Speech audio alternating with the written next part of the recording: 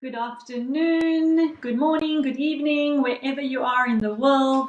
Thank you for joining me today for our Leadership Lab Tuesday and really discussing every Tuesday a different topic on how to lead in crisis. And today's topic is one that is really important to many leaders, and I often get asked about that. And that is the topic of communication. What do we do? How do we communicate effectively? How much? When? To who? And what exactly?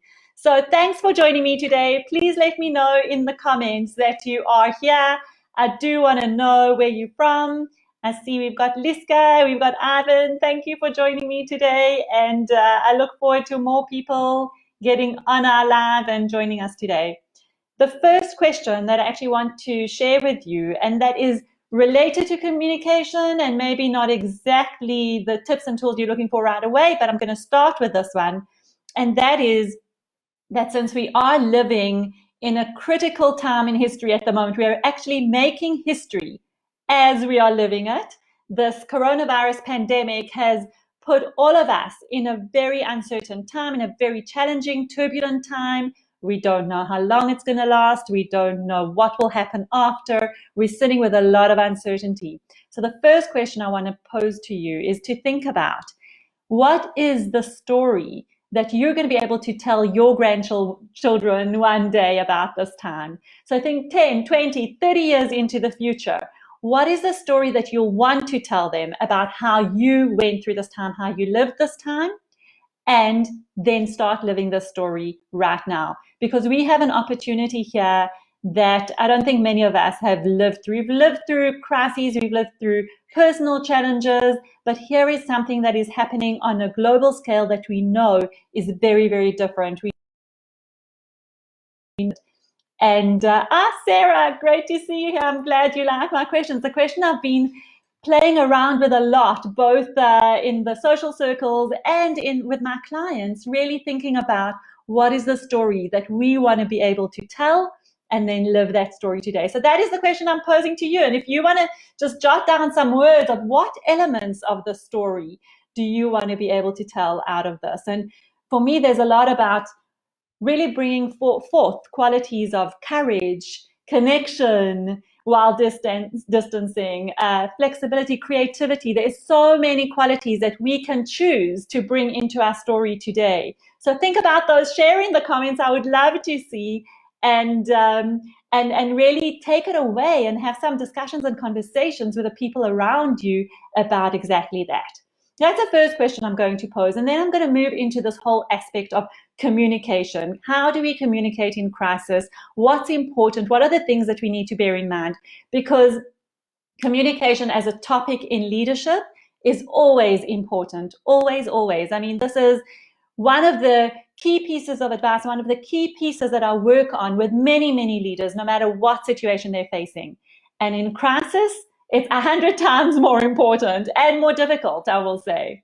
So what are the key elements of communication that we want to bear in mind? The first thing is I want to cover there are 3 parts to communication, which are 3 different categories we need to look at. The first one is really, what do we communicate about the business? What do we communicate about our organization as a whole?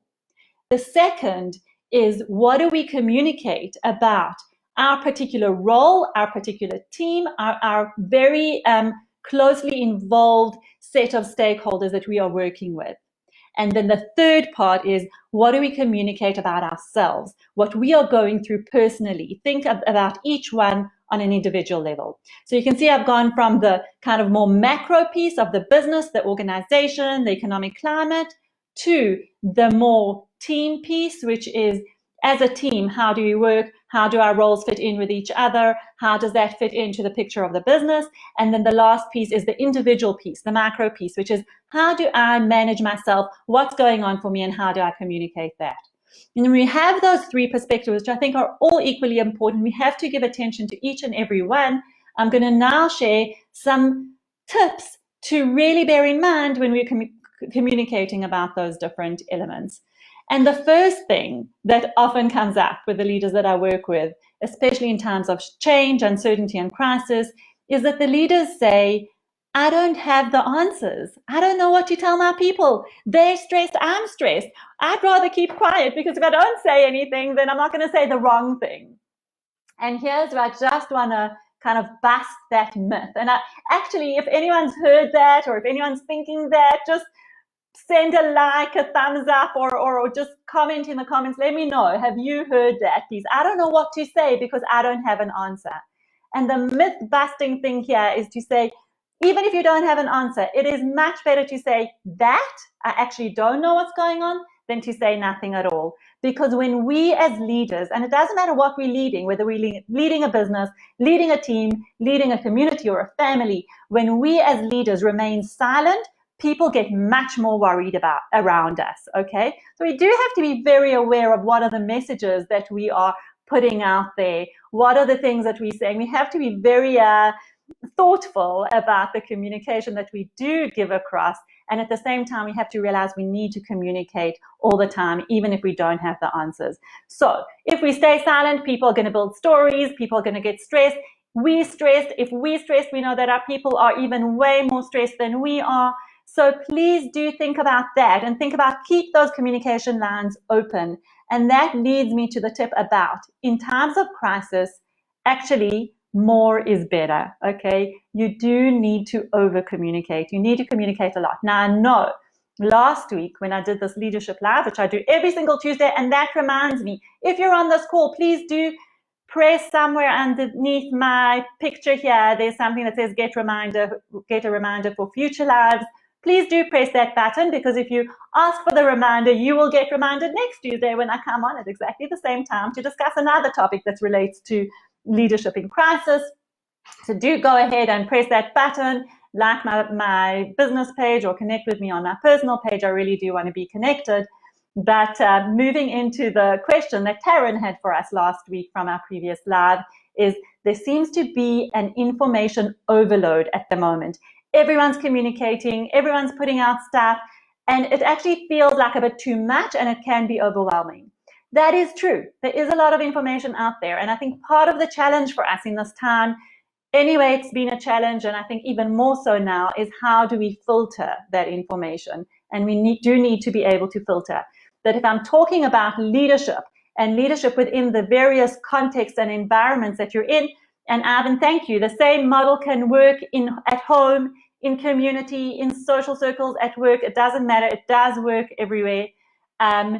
It's important in times of crisis that you take responsibility for the area that you're leading and do over-communicate. More is better in this case. As I said, anxiety and stress increases if we stay silent, but the key is how to communicate. There are certain tips that are really, really important for crisis to manage that overload and to calm down the stress levels, because over-communicating can increase stress levels. So I do hear that, Taryn, and I hope I'll give you an answer. From a business perspective, as leaders, how do we communicate in times of crisis? I will say this. Firstly, break it down into bite-sized pieces. Don't send out a huge email saying, okay, this is what's going on in the world. This is how it's impacting our business. This is how it's going to impact your job. And how are you, by the way? No, break it down. Any bits of information that you want to talk about the business, do just send out just one little piece of information. And I actually speak to my clients as well, with the customers and other stakeholders. Keep the communication lines open. They want to hear from you. They want to see how you're handling this crisis. They're going to take their cues from you. So keep communicating and keep in touch in bite-sized pieces. Small bits of information, one at a time. Spread them out. And keep it simple. The simpler, the better. When our brains are in high anxiety mode, there's a limit to how much information we can take in. And that's why I want to keep it simple. We want to keep it short. And the third piece is keep repeating the messages, because our brains will hear maybe only 10% of the whole message. And I just made that up. I don't have scientific evidence for that percentage. So I know it's only a very small percentage of the information that is put out there we will actually take in. And that's why we have to keep repeating the messages. And as leaders, we want to keep repeating messages that will help people to stay calm, to remain positive, to have a realistic sense of what is really going on. So give them that realistic sense and keep it simple, keep it short, and keep repeating the same messages, because only a very small percent of it is going to stick. But people look to leaders to hear messages, to keep talking, and to keep reinforcing what is going on. Now, one more thing that I think is really important to say, and I didn't touch on, is that personal piece. Because of social distancing and because we are in a situation where we are not physically together, teams have gone virtual, people have gone on to remote working. The critical piece there is to keep team conversations going. What we want to do there is, and I encourage all leaders to think about how you can do this in a quick, short, engaging way. And that is to dip in with your people, dip in with your team, ask them how they're doing on a personal level.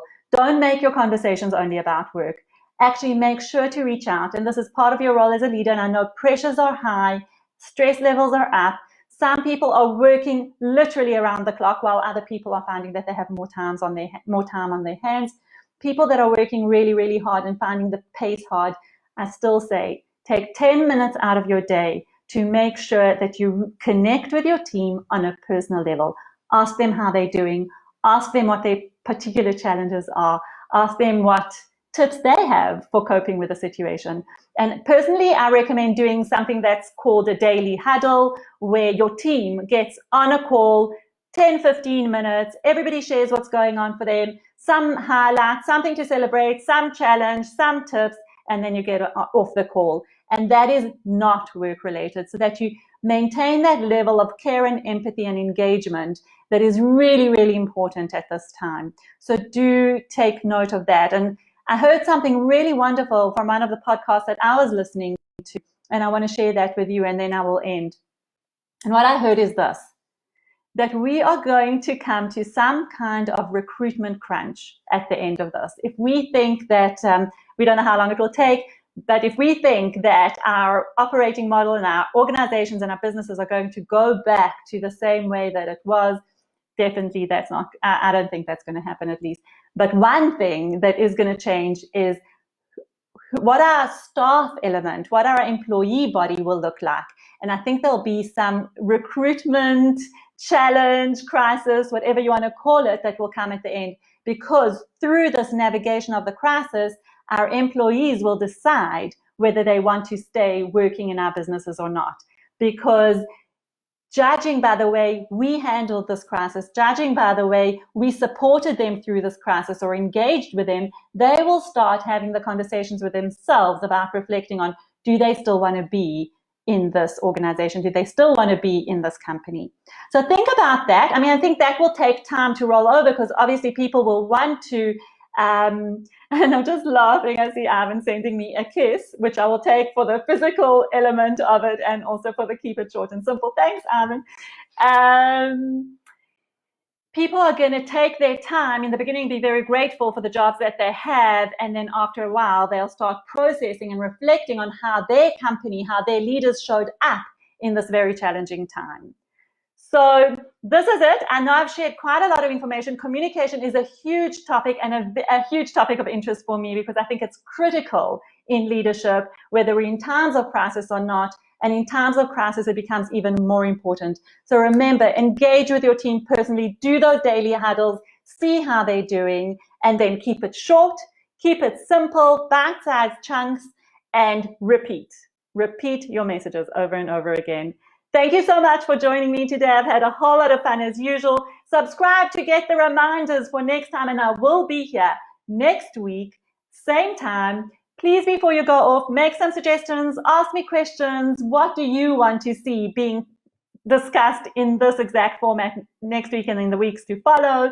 And I will see you there. I will see you next time. I've got lots to say, so tune in, and thanks for joining me. Have a beautiful afternoon, and happy Passover, happy Easter to those celebrating. Thank you very, very much.